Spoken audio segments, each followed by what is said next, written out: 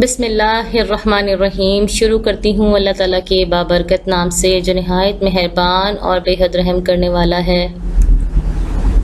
السلام علیکم ورحمۃ اللہ وبرکاتہ۔ دارالقم اسکول سرگودھا کی جانب سے آج کے لیکچر میں آپ کو خوش آمدید کہتی ہوں۔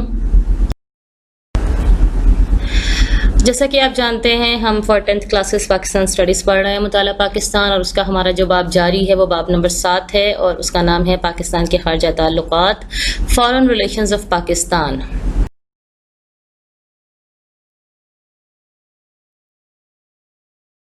ایشیائی ممالک کے ساتھ تعلقات۔ وسط ایشیائی ممالک کون سے ہیں؟ آئیے اس کا تعارف حاصل کرتے ہیں۔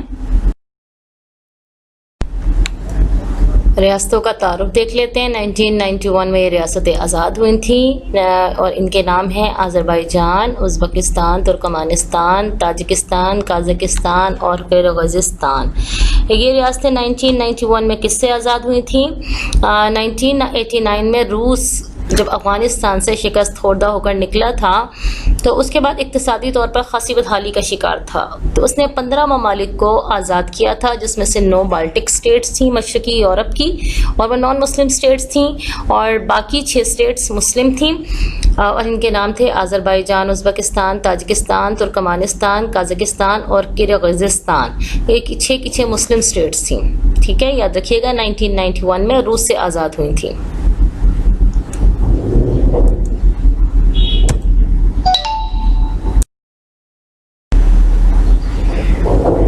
آپ اس کا تھوڑا سا میپ دیکھ لیتے ہیں کہ یہ کہاں پر واقع ہے۔ یہ آپ کو رشیا دکھائی دے رہا ہے۔ اگر آپ کو یاد ہو تو 1989 سے پہلے یہ سارے کا سارا رشیا ہی ہے۔ یہ 91 میں آزاد ہوئی ہیں، تو اس سے پہلے یہ تمام سٹیٹس جو ہیں یہ رشیا ہی کہلائیں گی۔ یہ سارا کا سارا بارڈر، یہ جو ایران کے ساتھ آپ کو نظر آ رہا ہے، یہ کیسپین سی، اور پھر یہ سارا افغانستان کے ساتھ، یہ اوپر تک، یہ سارے کا سارا رشیا ہے۔ اب رشیا نے ایک بہت بڑے بارڈر کو آزاد کیا، جس میں سے یہ 6 مسلم سٹیٹس نظر آ رہی ہیں اسی کے ساتھ۔ پھر آپ یہاں اس سائڈ پر جائیں، یہ مشرقی یورپ کہلاتا ہے، اور یہاں پر انہی سٹیٹس کے مغرب میں جارجیا، آرمینیا، بیلاروس، یوکرائن، یہ ساری سٹیٹس ہیں جو یہ بھی رشیا سے آزاد ہوئی تھیں، لیکن یہ مسلم سٹیٹس نہیں ہیں۔ ہم جن سٹیٹس کو پڑھ رہے ہیں یہ مسلم ہیں۔ ان کے نام آپ دیکھ لیں، یہ آپ کو دکھائی دے رہی ہے۔ پہلی سٹیٹ آذربائیجان، یہ کیسپین سی کے اس سائڈ پر واقع ہے۔ دوسری سٹیٹ ترکمانستان، تیسری سٹیٹ ازبکستان، چوتھی سٹیٹ قازقستان، پھر یہ قرغیزستان ہے، اور یہ تاجکستان ہے۔ اب یہاں پر یہ افغانستان آ گیا۔ افغانستان کے ساتھ دیکھیں کس کس سٹیٹ کا بارڈر میچ ہو رہا ہے، تاجکستان، ترکمانستان اور ازبکستان۔ ادھر افغانستان اور ایران آ جاتے ہیں۔ ایک اور چیز آپ نوٹ کیجئے اس میپ میں کہ یہ تمام کنٹریز لینڈ لاکڈ ہیں۔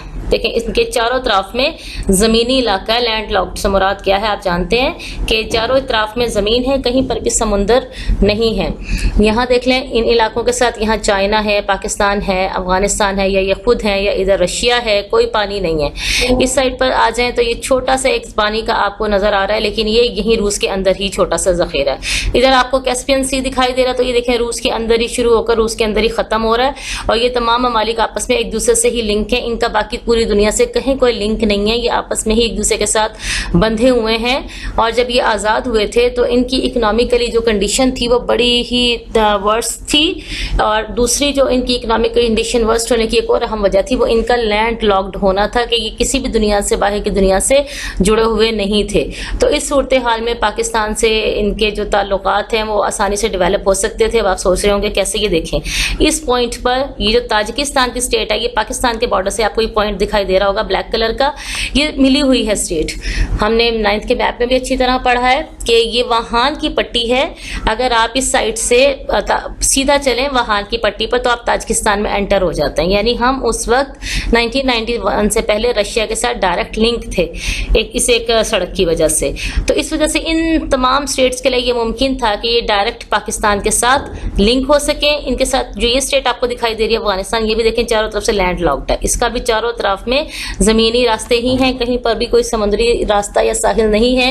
تو یہ تمام سٹیٹس چاہتی تھیں کہ ان کو ایک راستہ ملے کہ یہ سمندری راستوں سے پوری دنیا کے ساتھ لنک ہو سکیں۔ تو ان کے لیے سب سے زیادہ جو محفوظ اور بہترین راستہ ان کو محسوس ہوا پاکستان کے حوالے سے یہاں پوری دنیا کے ساتھ لنک ہونا تھا، کہ یہ دیکھیں یہ پورے یہاں تاجکستان کے ساتھ یہ پاکستان میں انٹر ہوں گے، اور یہاں یہ ساحل پاکستان کے، یہ آپ جانتے ہیں گوادر پورٹ میں بھی اس وقت سی پیک کے تھرو پوری دنیا سے لنک ہونے کا پلان بن چکا ہے، تو وہ بھی اس راستے سے پوری دنیا سے لنک ہونا چاہتے تھے، اس لیے ان اسٹیٹس نے پاکستان کے ساتھ تعلقات کو خاص اہمیت دی۔ ریاستوں کا تعارف دیکھ لیتے ہیں۔ وسطی ایشیائی ممالک جن میں Azerbaijan, Uzbekistan, Tajikistan, Turkmenistan, Kazakhstan اور قرغیزستان شامل ہیں۔ 1991 میں یہ ریاستیں متحدہ روس سے علیحدہ ہو کر آزاد ریاستیں بنی۔ پاکستان نے ان ممالک کے مسائل حل کرنے میں گہری دلچسپی لی اور یہ ممالک سمندر سے دور ہیں، اسی لیے اپنی تجارت کو پاکستان کے بحری راستے سے فروغ دے سکتے ہیں۔ پیچھے میپ میں ہم نے سمجھ لی ان کی کنڈیشن کیا ہے اسٹریٹجیکلی، یہ لینڈ لاکڈ کنٹریز ہیں اور یہ بھی پاکستان کے ساتھ اس لیے ریلیشنز رکھنے میں زیادہ انٹرسٹڈ ہیں کہ اس پاکستان کے تھرو پوری دنیا سے اپنے آپ کو ان ٹچ کرنا چاہتے ہیں۔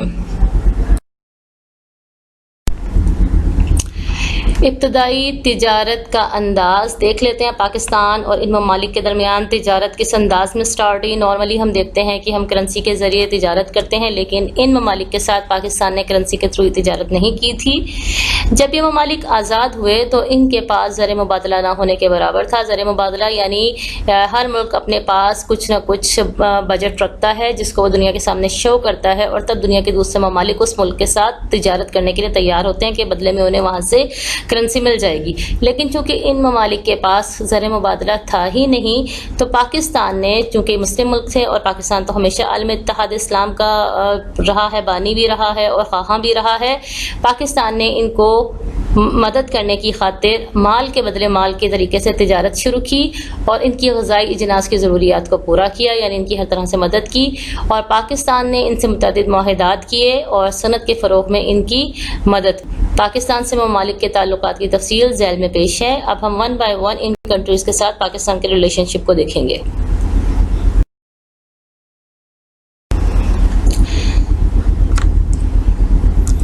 نیکسٹ کنٹری جو آپ کے سامنے ہے آذربائیجان۔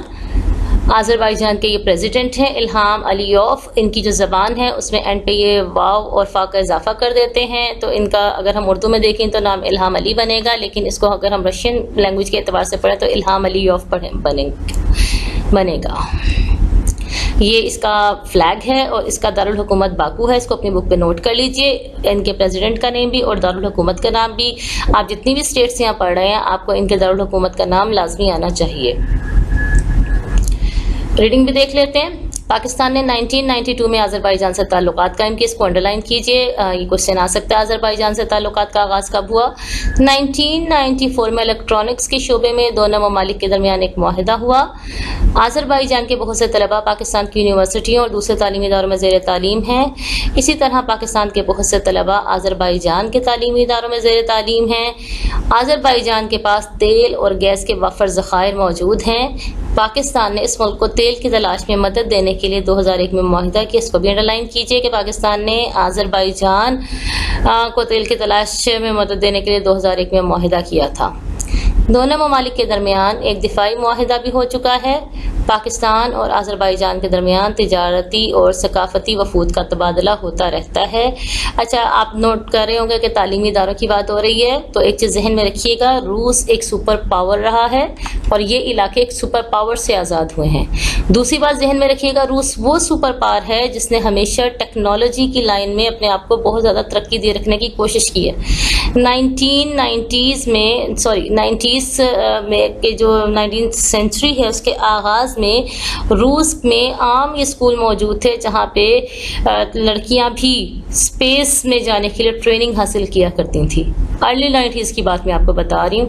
تو جب ارلی 90s میں روس کا یہ حال تھا تو آپ دیکھیے ان کے ایجوکیشنل لیول ان کا جو وہ بہت ہائی ہے، بیسیکلی وہاں پہ سائنٹسٹ بہت زیادہ ہیں، تو یہ بھی چونکہ روس سے ہی آزاد کردہ ممالک ہیں تو یہاں پہ سائنٹیفک ایجوکیشن کا رجحان بہت زیادہ پایا جاتا ہے۔ اگلی اسٹیٹ دیکھ لیتے ہیں۔ اگلی اسٹیٹ ہے، ریاست ہے ازبکستان۔ یہ ازبکستان کے پریزیڈنٹ ہیں، ان کا نام ہے شوکت مرزوف، اردو میں اگر آپ پڑھیں تو شوکت مرزا ہی ہوگا، اور یہ ان کا فلیگ ہے اور یہ دارالحکومت کا نام ہے تاشکند۔ ریلیشن دیکھ لیتے ہیں۔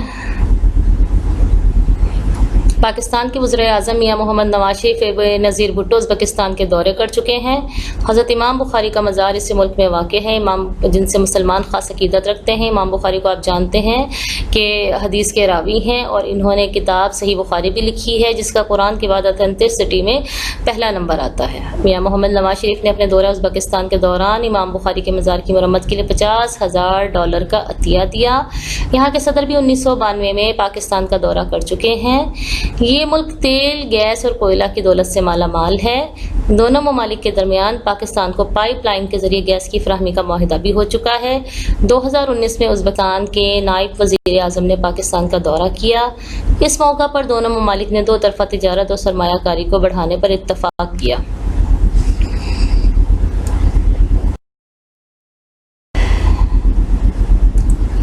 نیکسٹ کنٹری دیکھ لیتے ہیں، تاجکستان۔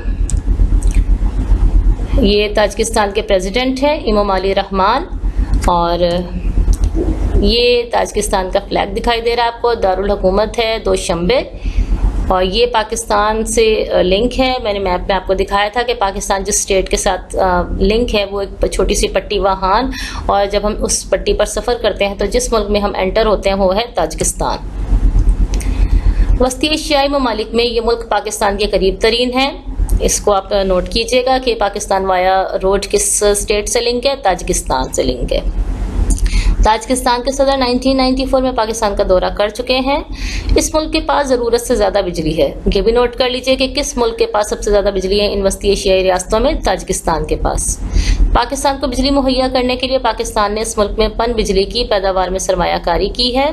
2015 میں پاکستان کے ایک تجارتی وفد نے تاجکستان کا دورہ کیا، اور دونوں ممالک کے درمیان تجارت پر عائد ٹیکس کو کم ترین سطح پر لانے کے لیے اقدامات کرنے پر غور کیا گیا، زور دیا گیا۔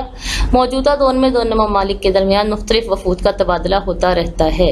ایک چیز ذہن میں رکھیے گا، کیونکہ یہ شدید برف والے علاقے ہیں، نارتھ پول کی جانب ہیں، برف بہت زیادہ ہے، تو برف بہت زیادہ ہونے کی وجہ سے یہاں پر خاصے زیادہ ریسورسز بھی زیر زمین، معدنیات وغیرہ بہت زیادہ موجود ہیں، جس کی وجہ سے بھی یہ ممالک مسلم ممالک کی نظروں میں ہیں۔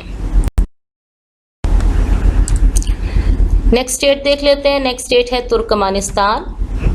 یہ ترکمانستان کے پریزیڈنٹ ہیں بردی محمد دوف، یعنی محمد، یہ واف ان کی زبان کا خاص لفظ ہے۔ یہ ان کا فلیگ دکھائی دے رہا ہے آپ کو، اور ان کے کیپٹل کا نام ہے دارالحکومت کا اشخاباد۔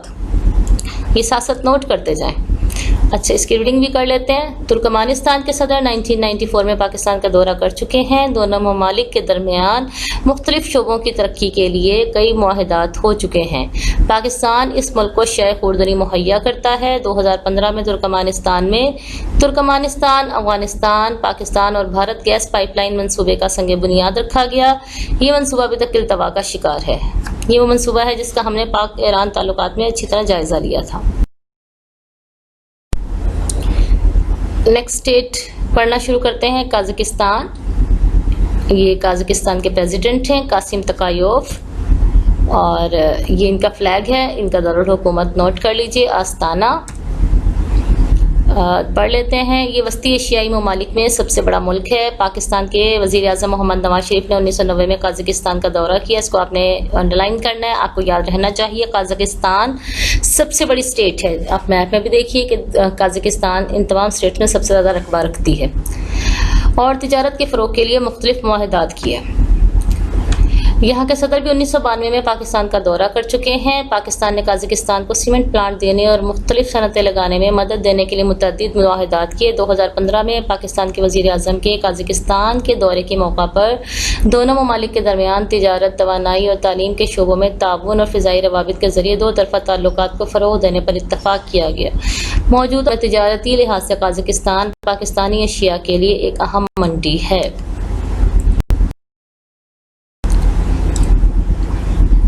آخری جو ریاست ہے اس میں وہ ہے کرغزستان۔ یہ کرغزستان کے پریزیڈنٹ ہیں، اس کا نام ہے سورون بایوف۔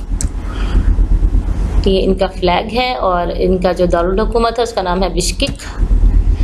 اس کے بارے میں پڑھ لیتے ہیں۔ کرغزستان میں یورینیم کے وسیع ذخائر ہیں، اس کو یاد رکھیے گا۔ یورینیم کے وسیع ذخائر کس اسٹیٹ میں ہیں؟ کرغزستان میں۔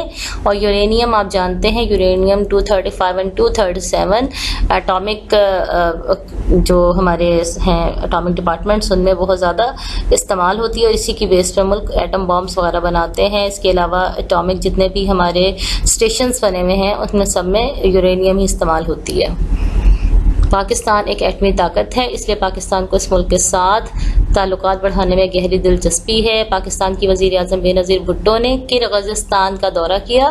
اچھا، اس لفظ کو 2-3 بار میرے ساتھ پڑھ لیجئے، کرغزستان، کرغزستان۔ دونوں ممالک کے درمیان سڑک کے ذریعے تجارت کو فروغ دینے کا ایک معاہدہ بھی ہو چکا ہے۔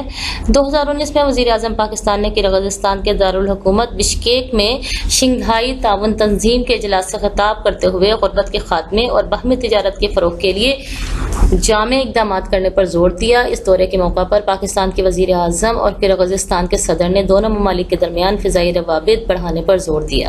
شنگھائی تعاون تنظیم یہ چائنا، پاکستان اور ان تمام ممالک نے مل کر بنائی ہوئی ہے، اور یہ بھی آپس میں اقتصادی طور پر ایک دوسرے کو مضبوط کرنے کے لیے اس تنظیم کی بنیاد رکھی گئی ہے۔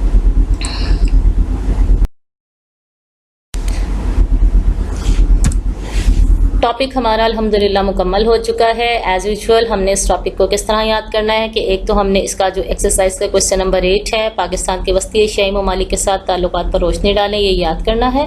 دوسرے اس ٹاپک میں بننے والے مختصر سوالات اور کثیر الانتخابی سوالات بھی آپ نے تیار کرنے۔ اللہ تعالیٰ سے آپ کے اپنے اور سب کے لیے بہت زیادہ دعاؤں کے ساتھ اجازت چاہتی ہوں۔ فی امان اللہ۔